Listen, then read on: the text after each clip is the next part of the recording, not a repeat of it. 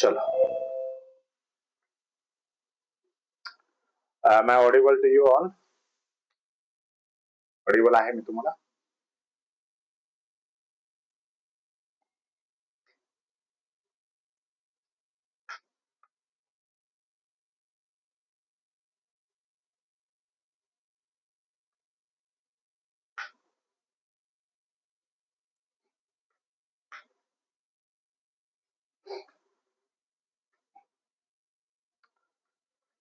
So कशा आहात सगळे? ओके, ठीक आहे सगळं सगळ्यांकडे. कोण कोण इंस्टाग्रामला फॉलो करतं? इंस्टाग्रामला कोण कोण फॉलो करतं आम्हाला? फॉलो म्हणजे मी फॉलो करायला विचारत नाही तुम्हाला सांगायला, पण कोण कोण जात असतं इंस्टाग्रामला? आणि त्याच्यामध्ये तुम्ही तो प्रश्न काल जो विचारलेला होता तो ऐकला का तुम्ही? ऐकला? येस.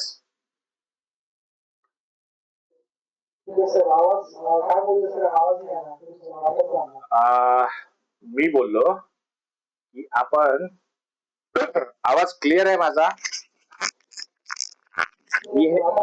मी हे बोललो की आपण इंस्टाग्रामला काही ऍक्टिव्हिटी चालू केलेली आहे.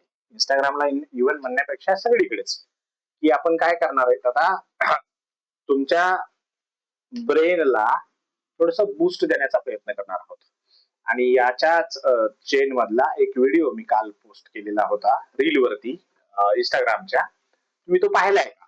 हा माझा प्रश्न आहे.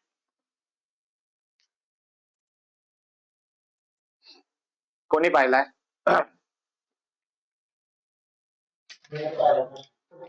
निवास. Very good. काय समजलं त्या प्रश्नामधून?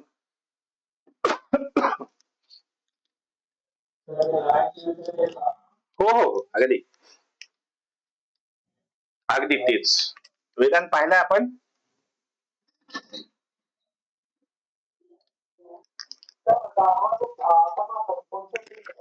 आवाज अडकलाय? आवाज अडकलाय?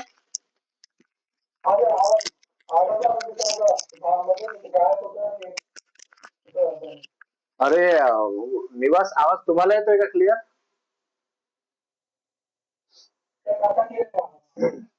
बर बर. मी तुम्हाला हे विचारलं की तुम्ही ते पाहिलंय का? तुम्ही रील जो टाकलेला आहे इंस्टाग्रामला तो पाहिलाय का? आणि जर पाहिला असेल तर त्यामध्ये जो प्रश्न विचारलाय तो समजला का?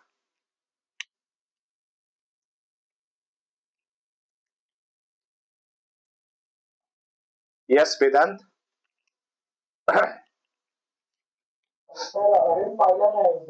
बर. तुम्ही इंस्टाग्रामला फॉलो करता हे मला दिसलं, चांगली गोष्ट आहे. थोडस पाहत चला आपण काय टाकतोय ते. It is nothing to do with कोडिंगचे सिंटॅक्स वगैरे आपण शिकवत बसत नाही. तुम्हाला माहित आहे की आपण काय शिकवतोय आणि काय शिकतोय, बरोबर?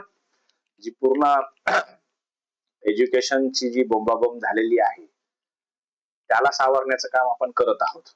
आणि जी विद्यार्थ्यांची मती मारली गेलेली आहे अशा सगळ्या गोष्टींमुळे त्याला चालना देण्याचं काम करतोय बुद्धीला, बरोबर? आणि त्या अनुषंगाने मी तो रील टाकलेला. एकदा पाहून घ्या आणि तुम्हाला जो सुचेल उत्तर त्याचं ते कमेंट करून टाका. ठीक आहे, चालेल? जे उत्तर सुचेल ते. निवास चालेल? ज्याला मी रिव्हील करणार आहे. आणि व्हाय दिस इज इम्पॉर्टंट, हे इम्पॉर्टंट याच्यासाठी आहे की एक सॉफ्टवेअर डेव्हलपर, एक डेटा अनालिस्ट, एक डेटा सायंटिस्ट, एक डेटा इंजिनियर नक्की कसा विचार करेल या सेम प्रश्नाकडे बघून कसे कसे उत्तर देतील ह्याचं आपल्याला डिस्कशन करता येऊ शकतं. ठीक आहे, right? So I will definitely ask you to go and watch that reel, right? चला तर मग आता आपण आपल्या याच्यामध्ये जाऊया. काय शिकलो आपण lastly? What was our content?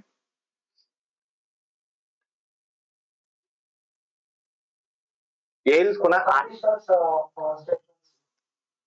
Conditional statements. Is it conditional statements or decision making statements?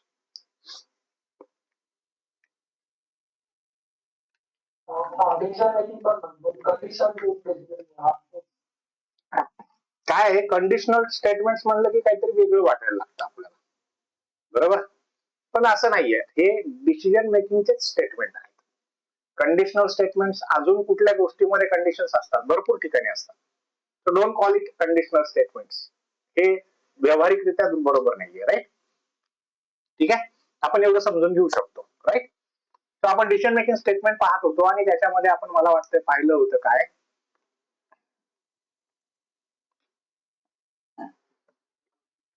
If आणि एल्स, राईट?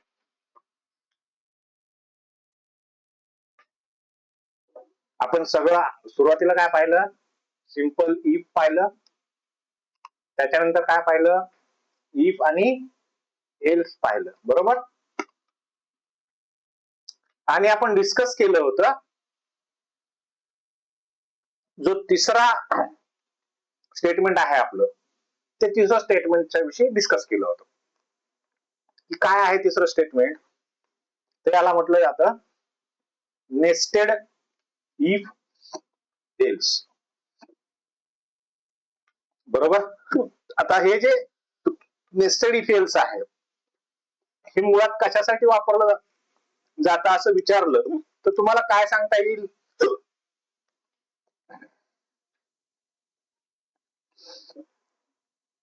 येईल का कुणाला सांगता?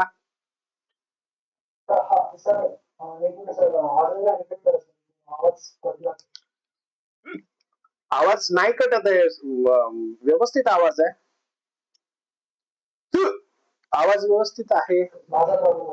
हो, तर मी चेक केलं ना, दुसरीकडे हे करून मी चेक केलं. मी हे सांगत होतो वेदांत, मी हे सांगत होतो की जे डिसिजन मेकिंगचे स्टेटमेंट्स आपण पाहिलेले आहेत त्याच्यामध्ये आपण हे डिस्कस केले का? Yesterday we have discuss this, right? Now what it is exactly, तुम्हाला काही समजलंय का हे मला विचारायचं होतं. बघा काय करायचं, कुठे कधीही आपण कुठल्या गोष्टीच्या टाईप ज्यावेळेस शिकत असतो त्यावेळेस त्या सुरुवातीपासून शिकत असतो. म्हणजे आपल्याला इथे कळालं की सिंपल इफ काय करतंय, एक कंडिशन आहे कुठली तरी, ती कंडिशन जर ट्रू असेल तर ब्लॉक एक्झिक्यूट करणार, अन्यथा नाही करणार, बरोबर आहे? इथे काय आहे, इथे exactly opposite to each other conditions आहेत.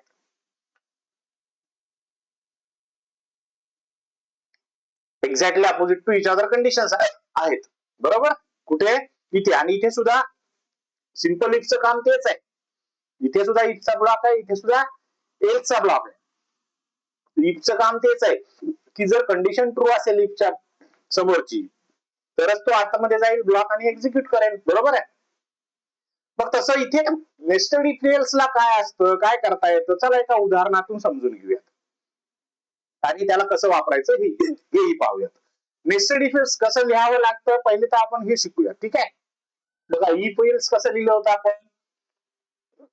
आठवत असेल तुम्हाला, आपण लिहिलं होतं इफ, त्याच्यासमोर लिहिली ती कंडिशन, बरोबर? त्याच्यानंतर याचा ब्लॉक तयार केला होता, हा ब्लॉक. त्याच्यानंतर लिहिलं होतं एल्स, एल्सच्या समोर कसलीच कंडिशन नसते आणि त्याचं जे लॉजिक असेल ते लॉजिक इथे लिहिलं होतं आणि इफचं जे लॉजिक असेल ते लॉजिक इथे लिहिलं होतं, बरोबर? आता काय इश्यू आहे माहितीये का, ज्यावेळेस तुम्हाला नेस्टेड इफ एल्स वापरायचंय ना, अशा वेळेस तुम्हाला काय करावं लागतं, जे तुमचं इफ आहे या इफच्या आतमध्ये इथे आणि एल्सच्या आतमध्ये, थोडक्यात इथे, त्याला मी थोडस हे करतो, जागा देतो, स्पेस, म्हणजे तुमच्या लक्षात येईल. याच्या आतमध्ये अजून एक इफ आहे, बरोबर? याच्या आतमध्ये अजून एक इफ आहे, त्याची एक स्वतंत्र कंडिशन आहे, राईट? ह्या इफचा एक स्वतंत्र ब्लॉक आहे, बरोबर? त्याच्यानंतर इथे एक स्वतंत्र एल्स आहे आणि याचा एक स्वतंत्र ब्लॉक आहे.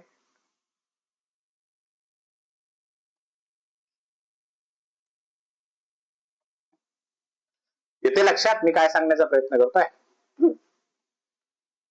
थोडस अजून मी तुम्हाला एलिब्रेट करून सांगतो, थांबा एक मिनिट. याला थोडस खाली घेऊयात आपण, म्हणजे तुम्हाला जागा मिळेल. अशी इथे जागा मिळेल, बरोबर. आता काय करूयात आपण, इथे तो कोड टाकूयात. कुठला? आतमध्ये जे लिहिलं होतं तो. ठीक आहे, आता बसलेलं आहे. पहा, म्हणजे ही आकृती किंवा ही डायग्राम तुम्हाला काय सांगते, हे कुठला सिंटॅक्स नाहीये. हे काय सांगते तुम्हाला की बाबा एक इफ एल्स आहे ऑलरेडी.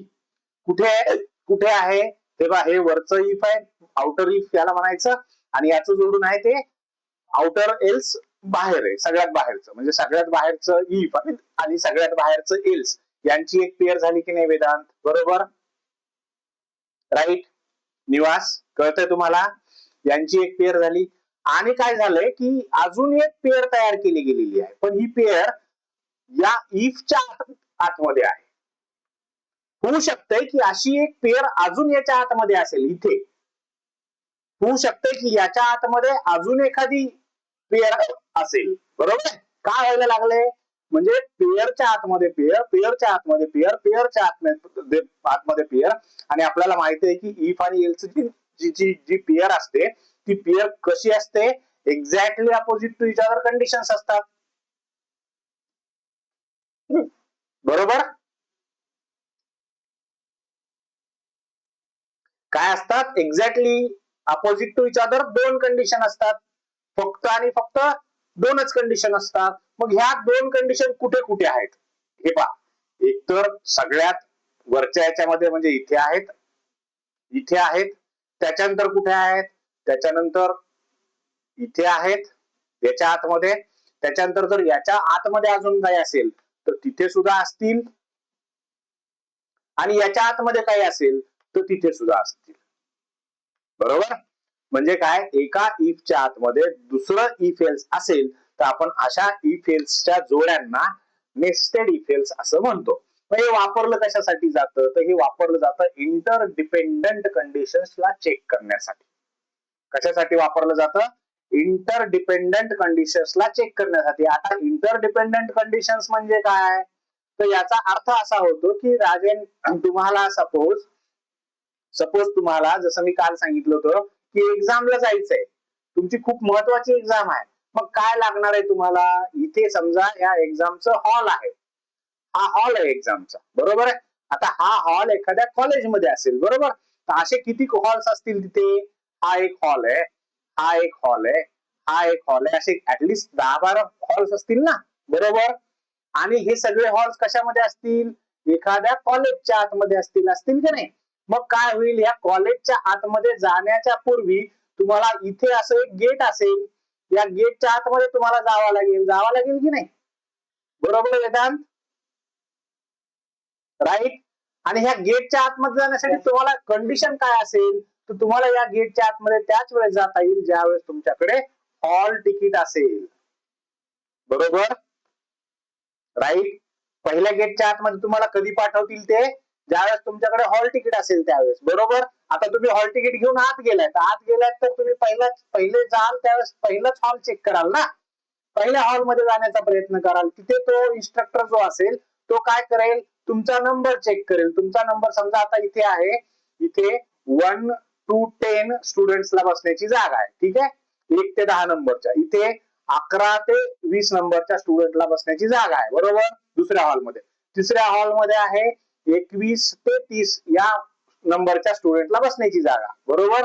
आता तुमचा जो नंबर आहे ना, तो नंबर आहे सपोज 25, राईट. तुमच्या हॉल तिकीटवर 25 आहे. तुम्ही काय कराल, अगोदर या हॉलमध्ये जाल. या हॉलमध्ये गेलात की इन्स्ट्रक्टर काय करेल, तुमचा नंबर आणि इथे असलेली सिटिंग अरेंजमेंट ही चेक करेल की नाही. आणि ह्या चेक केल्यानंतर तो काय म्हणेल, सर तुमचा नंबर या हॉलमध्ये नाहीये, you please go into next hall, बरोबर. नेक्स्ट हॉलला तुम्ही जाल, इथे सुद्धा तेच होईल, इथे सुद्धा चेक केलं जाईल.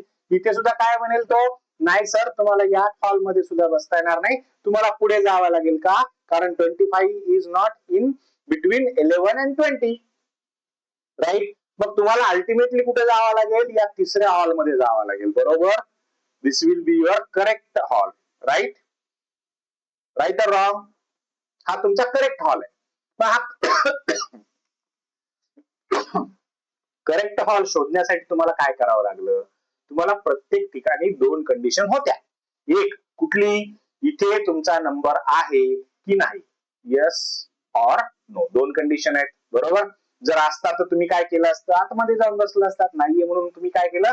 पुढे आलात. पुढे आलं तर तिथे सुद्धा दोन कंडिशन आहेत, येस आणि नो. इथे सुद्धा जर असता तर तुम्ही काय केलं असतं? आत जाऊन बसला असतात. पण इथे सुद्धा नाहीये म्हणजे तुम्हाला काय करावं लागलं? पुढे जावं लागलं. इथे सुद्धा दोनच कंडिशन आहेत ना सर, एक तर नंबर असेल किंवा नंबर नसेल. बरोबर? आणि या ठिकाणी तुम्हाला नंबर मिळाला म्हणून तुम्हाला काय केलं? या ठिकाणी आतमध्ये एंट्री करायला संधी दिली. तुम्ही आतमध्ये गेलात आणि तुमच्या तुमच्या जागेवरती जाऊन बसलात. राईट? अशी सिच्युएशन असते की नाही?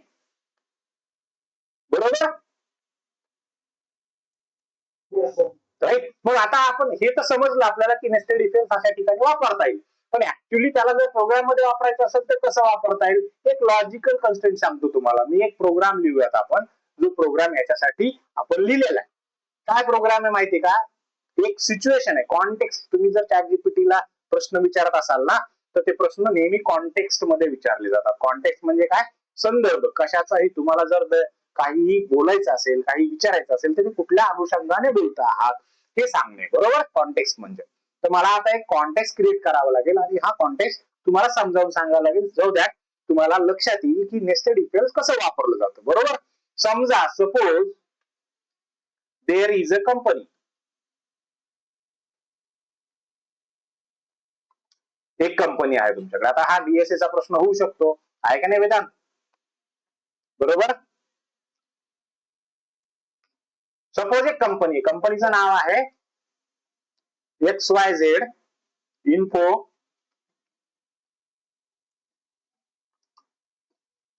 XYZ info limited. बरोबर? आता काय आहे, या कंपनीमध्ये ना 100 एम्प्लॉई आहेत. किती आहेत? 100 एम्प्लॉईज आहेत. राईट? बरोबर? दोन प्रकारचे एम्प्लॉईज आहेत कंपनीमध्ये. 100 एम्प्लॉई आहेत टोटल आणि दोन प्रकारचे एम्प्लॉई आहेत. कोणते कोणते दोन प्रकारचे एम्प्लॉई आहेत? तर एक आहे टेम्पररी एम्प्लॉई आणि दुसरा आहे परमनंट एम्प्लॉई. असतात का नाही कंपन्यांमध्ये? बरोबर? असतात ना?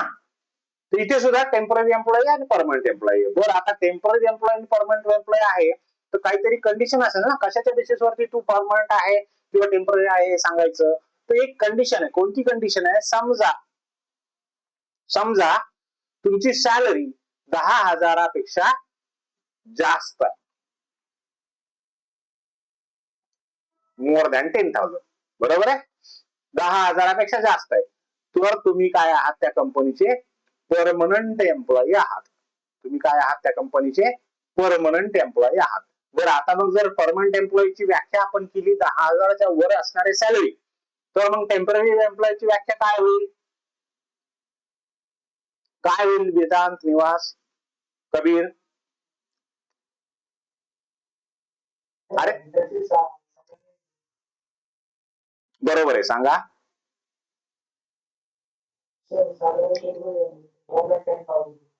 ज्याची मोर दॅन 10,000 आहे तो परमनंट एम्प्लॉई आहे. मग टेम्पररी एम्प्लॉई कोण असेल?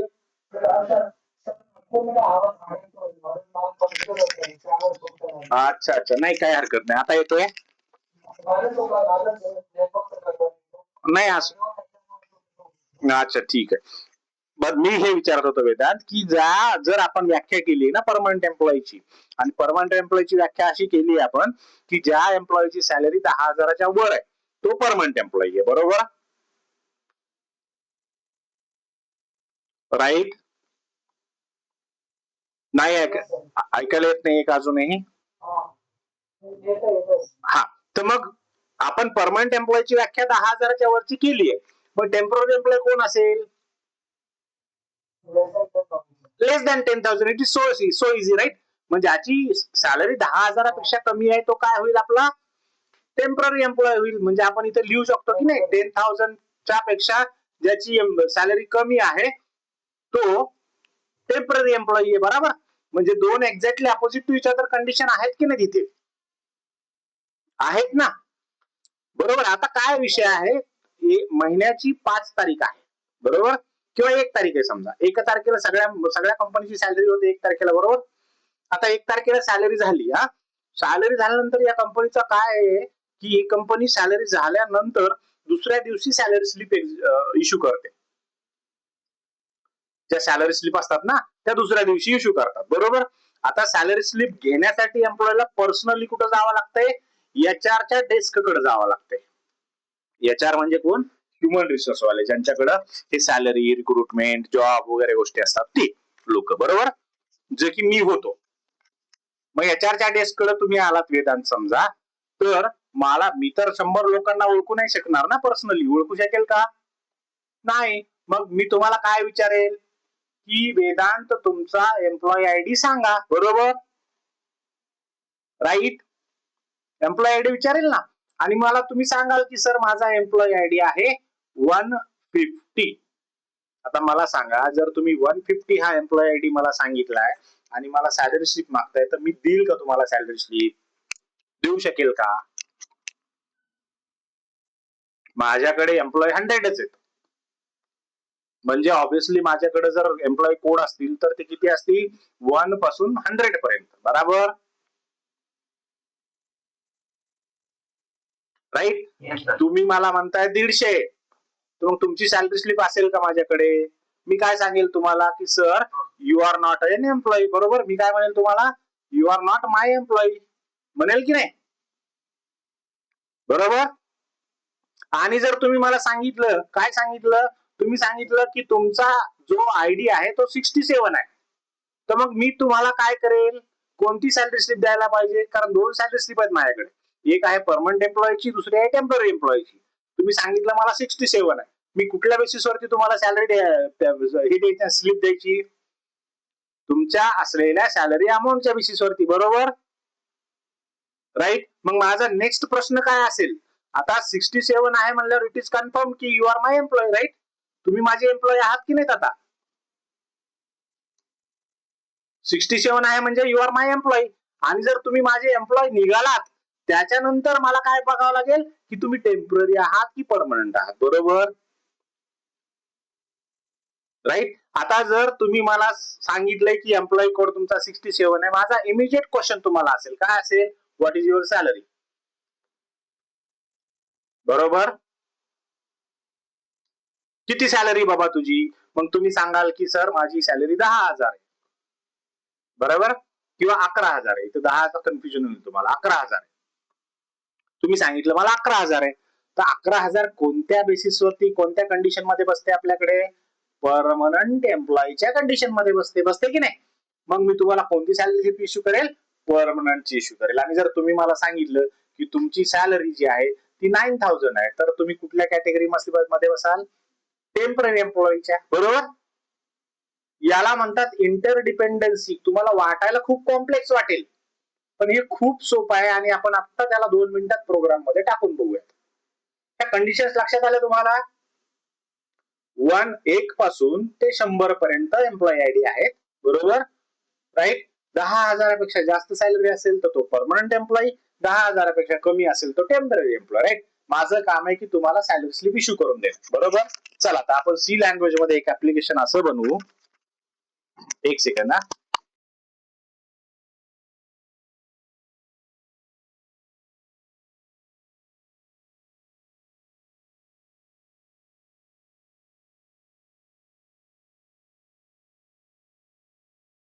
आवाज येतोय माझा,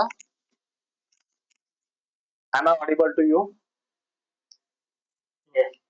हा, तर सी लँग्वेज मध्ये आता मला एक सांगा, हे सिनेरिओ समजला का तुम्हाला सगळा,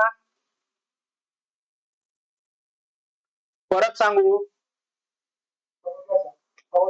समजलाय ना. तर हा सिनेरिओ आपल्याला आता फक्त काय करायचंय, प्रोग्राम मध्ये टाकायचा आहे. आपल्याला प्रोग्राम लिहिणं महत्वाचं नाहीये, आपल्याला समजून त्याच्यावरती सोल्युशन काढणं महत्वाचं आहे, बरोबर. तर हे सोल्युशन आपण जे शिकलो त्याच्यातून निघू शकतात. दिस इज अ सिम्पल ऍप्लिकेशन, फार छोटं ऍप्लिकेशन बनेल तुमचं, बरोबर की नाही. आणि हा डीएससीचा प्रश्न असू शकतो की नाही.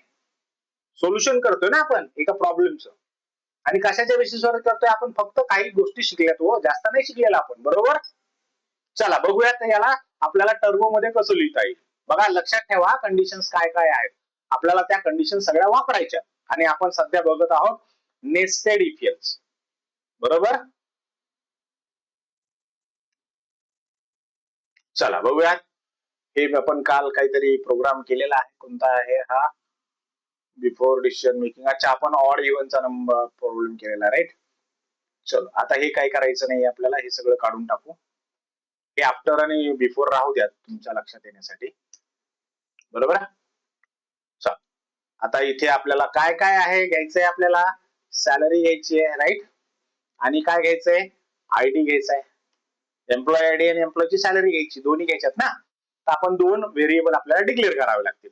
पहिलं काय करावं लागेल आपल्याला, ही लाईन सुद्धा काढून टाकू आपण, गरज नाहीये. तुमच्या लक्षात येईल ना बिफोर आणि आफ्टर, ते करता येतं. प्रत्येक डिसिजन मेकिंगच्या स्टेटमेंटच्या अगोदरचा आणि नंतरचा एक्झिक्यूट होतं जशाच तसं, ठीक आहे. चला आता इथे काय करायचं, सगळ्यात पहिलं आहे की तुम्हाला प्रिंट करावं लागेल. काय प्रिंट करावं लागेल, तुम्हाला विचारावं लागेल त्याला की बाबा तू काय कर, मला तुझा एम्प्लॉय आयडी सांग. तर इथे स्लॅश एन लिहू, एंटर, और tell me your employee ID. Done. Employee ID सांगितलं, त्यांनी सांगितलं स्कॅन एफ. आपल्याला तो घ्यावा लागेल ब्लॉक मध्ये, ठीक आहे. कसं घेऊ आपण, %d लिहू, कॉमा लिहू, आणि आपल्या कुठल्या ह्याच्यामध्ये घ्यायचं आहे, आपल्याला आयडीच्या ब्लॉक मध्ये घ्यायचा आहे, पण त्याचा ऍड्रेस जाण्यासाठी काय करावं लागेल, %& यूज करावा लागेल, बरोबर. आता तो ब्लॉक मध्ये गेला, जो काही टाकलाय त्यांनी, बरोबर. आपल्याला माहित नाही, टाकला त्यांनी, गेला. आता काय करायचंय आपल्याला, तो आयडी चेक करायचा आहे कशामध्ये, 1 आणि 100 यांच्या दरम्यान आहे का. असेल तर तो आपला एम्प्लॉई आहे, आणि नसेल तो एम्प्लॉई नाहीये. म्हणजे आपल्याला काय करावं लागेल, असेल आणि नसेल म्हणजे दोनच exactly opposite to each other conditions आहेत. तर सगळ्यात अगोदर आपल्याला तर इफ आणि एल्स वापरावं लागेल, बरोबर. सो इफ लिहितो, कंडिशन नंतर लिहूयात, आधी त्याचे ब्लॉक्स तयार करून ठेवूयात, त्याच्यानंतर एल्स लिहितो आणि त्याचा ब्लॉक करतो, बरोबर. झालं. हे रॉ मटेरियल आपण तयार केले आता, बरोबर. आता आपल्याला सगळ्यात अगोदर काय चेक करायचंय की हा एम्प्लॉय जो आहे तो माझा एम्प्लॉय आहे की नाही हे चेक करायचंय, बरोबर.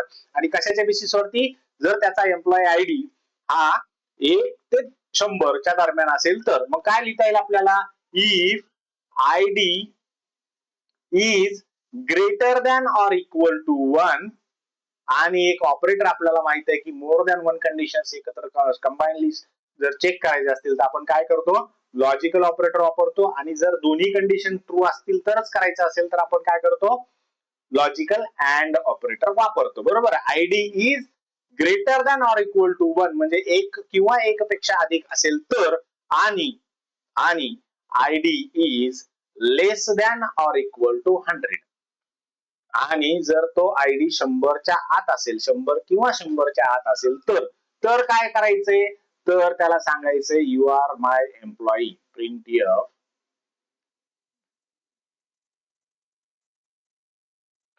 /n you are my employee, ठीक आहे. एवढं काम झालं, अर्ध काम तर इथंच झालंय आपलं, यू आर माय एम्प्लॉय. बरं मला सांगा आता, जर या 100 आणि 1 दरम्यान त्याचा आयडी नाहीये, जसं की आता वेदांतने सांगितलं मला 125 आहे, 150 आहे, तो नव्हता आपल्याकडे, मग त्या नव्हता तर त्याला काहीतरी उत्तर द्यावं लागेल की नाही आपल्याला. आणि हे उत्तर कुठं लिहावं लागेल आपल्याला, हे उत्तर आपल्याला एल्स मध्ये लिहावं लागेल, बरोबर. Exactly opposite to each other असतो ना एल्स मधला कंडिशन, बरोबर. मग एल्स मध्ये काय अर्थ असेल की एल्स मध्ये मी तुम्हाला सांगायला पाहिजे, काय सांगायला पाहिजे, sorry you are not my employee, बरोबर की चूक. पहिल्या याच्यामध्ये तुम्ही एम्प्लॉई आहात आणि दुसऱ्या याच्यामध्ये तुम्ही एम्प्लॉई नाही आहात, बरोबर. झालं. आता इथे आपण अर्धा प्रोग्राम जवळपास केलेला आहे. आता काय राहिलं आपलं, एम्प्लॉय आहे हे तर कन्फर्म झालं, किंवा नाही आहे हे तर कन्फर्म झालं. आणि जर असेल तर काय करायचंय आपल्याला, त्याची सॅलरी चेक करायची. मग आपण जिथे ह्या इफ मध्ये, वरच्या इफ मध्ये जिथे आपण प्रिंट करून सांगितले त्याला की यू आर माय एम्प्लॉई, त्याच्यानंतर आपल्याला काय करावं लागेल, इथे अजून एक इफ वापरावं लागेल, या इफ ची कंडिशन लिहावी लागेल, या इफ चा ब्लॉक तयार करावा लागेल, राईट. एक second,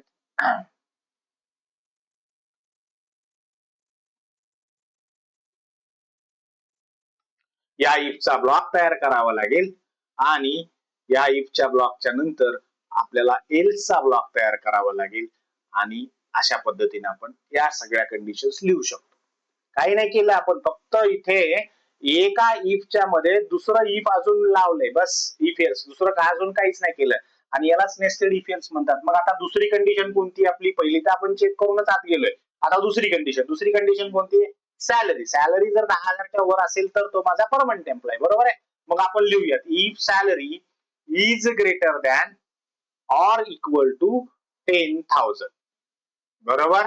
if salary is greater than or equal to 10,000 then इथे आपण सांगू शकतो, काय सांगू शकतो? प्रिंटएफ मध्ये printf congrats you are permanent employee, बरोबर. आणि आपण त्याला परमनंट एम्प्लॉयची सॅलरी स्लिप देऊन टाकू.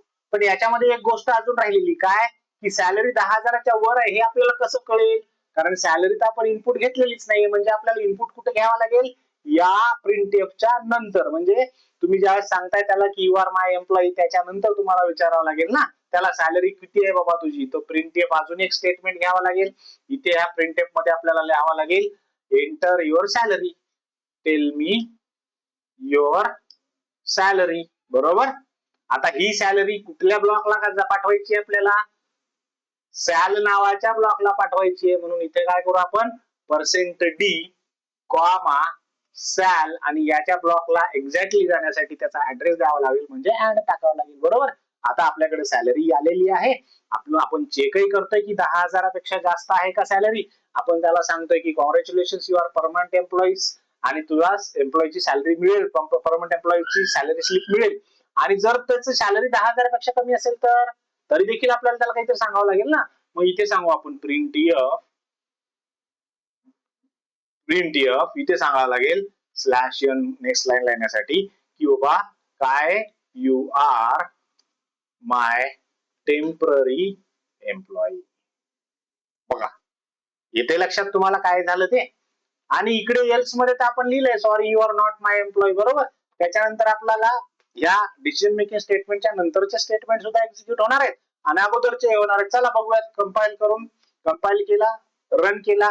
आता तो काय सांगतो? Tell me your employee ID. सांगा मला एम्प्लॉय आयडी कुठलाही गेस करा, सांगा. निवास, कबीर, वेदांत, सांगा. मी इंटर करणार आहे. 54 राईट टाकला. आता 54 आपल्याला माहिती आहे की काय 54 म्हणजे तो एम्प्लॉय असणार आहे, बरोबर. एंटर केलं. बघा यू आर माय एम्प्लॉई आलं आणि आता काय विचारतोय तो? Tail me your salary. Salary सांगा आता कुठली एखादी.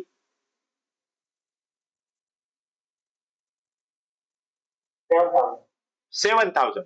ग्रेट, 7,000 बरोबर आहे. आता आपल्याला हेही माहिती आहे की 7,000 सॅलरी आहे म्हणजे तो टेम्पररी एम्प्लॉई परमनंट नाहीये, बरोबर. बघा आपलं लॉजिक कसं फिट बसतंय. आलं का? You are my temporary employee. आणि काल आपण म्हटलंच होतं की वेदांत इज क्लेवर, बरोबर. म्हणजेच नेस्टेड इफ एल्सच्या अगोदरचा आणि नेस्टेड इफ एल्सच्या नंतरचं स्टेटमेंट एक्झिक्यूट होत आहे. नेस्टेड इफ एल्स कसं एक्झिक्यूट होत आहे? जर ट्रू झालं तरच एक्झिक्यूट होत आहे, अन्यथा होत आहे का? नाही होत ना, बरोबर. अजून 1-2 वेळेस रन करून बघा. बघा ना तुम्ही. आता काय करा, आयडी टाकतानाच यावेळेस काय टाका? 221 टाका. बघा काय म्हणतो? Sorry you are not my employee, Vedant is clever. येते लक्षात? तो अशा पद्धतीने आपण काय करू शकतो? नेस्टेड इफ एल्सचा वापर करू शकतो. नेस्टेड इफ एल्स कशासाठी वापरलं जातं? तर नेस्टेड इफ एल्स वापरलं जातं ते याच्यासाठी की तुम्हाला इंटरडिपेंडंट कंडिशन्स असतील, exactly opposite to each other, फक्त 2 कंडिशन, त्या 2 कंडिशनच्या आतमध्ये चेक केल्यानंतर परत अजून एखादी कंडिशन, त्याच्या आत गेलात तर परत अजून एखादी कंडिशन, त्याच्या आत गेलात तर परत अजून एखादी कंडिशन, असं जर नेस्ट टाईप असेल कुठलं. नेस्टेडचा अर्थच तो आहे ना, बरोबर. नेस्टेडचा अर्थच काय आहे? नेस्ट तुम्ही पाहिलं असेल ना कधी घरटं एखादं चिमणीचं पाहिलं असेल ना. नेस्ट कसं असतं ते पहा, मी सांगतो तुम्हाला कसं असतं. हे तर पहिलं एक सगळ्यात वरचं आवरण आहे, बरोबर. याच्या आतमध्ये अजून एक असणार आहे, याच्या आतमध्ये अजून एक असणार आहे, याच्यावरती अजून असू शकतं, याच्या आतमध्ये अजून असू शकतं, राईट. यालाच तर नेस्ट म्हणतात, बरोबर. आणि मग इथे तेच होतंय ना. इथे काय होतंय हे आउटर जी लूप आहे, वरची जी लेअर आहे, या लेअर मध्ये सुद्धा काय आहे, एक इफ आहे आणि एक एल्स आहे की नाही. याच्या आतमधल्या लेअर मध्ये म्हणजे कुठल्या लेअर मध्ये, मी जो दाखवलेला नेक्स्ट लेअर आहे याच्यामध्ये सुद्धा इफ आणि एल्स असणारच आहे ना, राईट. याच्या आतमध्ये सुद्धा असू शकतं, इथे सुद्धा असू शकतं आणि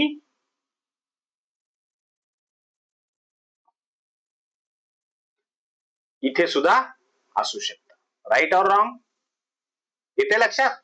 सो एका इफ एल्सच्या आतमध्ये दुसरं इफ एल्स जर वापरलेलं असेल तर अशा ह्याला काय म्हटलं जातं, नेस्टेड इफ एल्स म्हटलं जातं. थोडस कॉम्प्लेक्स वाटेल तुम्हाला, पण अतिशय सोपा कन्सेप्ट आहे. तुम्ही फक्त एक्झामचं उदाहरण जे मी तुम्हाला सांगितलंय ना तितकंच लक्षात ठेवा. राईट, एक्झामचं, कारण हॉल तिकीट आहे तुमच्याकडे, तुम्हाला आतच सोडणार नाही जर हॉल तिकीट नसेल तर.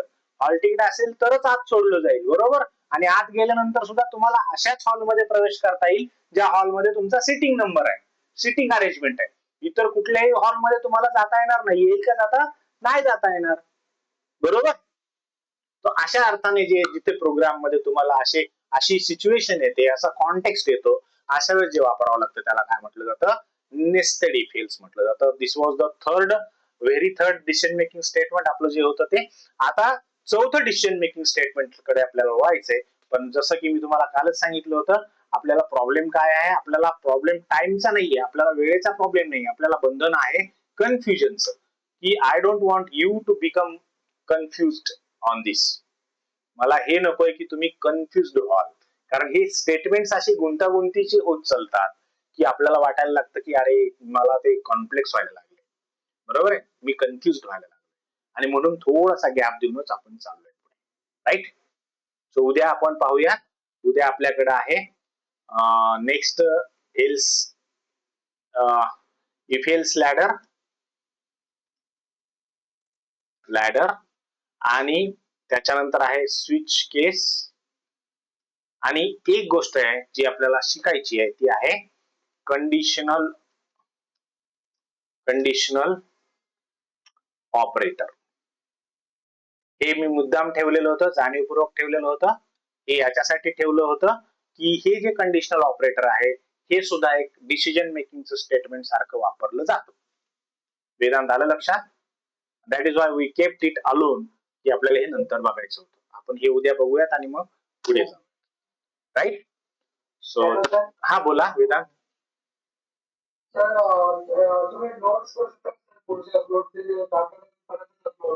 हो हो, आज करून देतो मी. आज मी व्हिडिओज टाकायचा प्रयत्न करतो आणि हे सुद्धा करतो, ठीक आहे. Yes sir. चलो निवास, काही प्रॉब्लेम, समस्या? येस, बाय वेदांत, बाय निवास.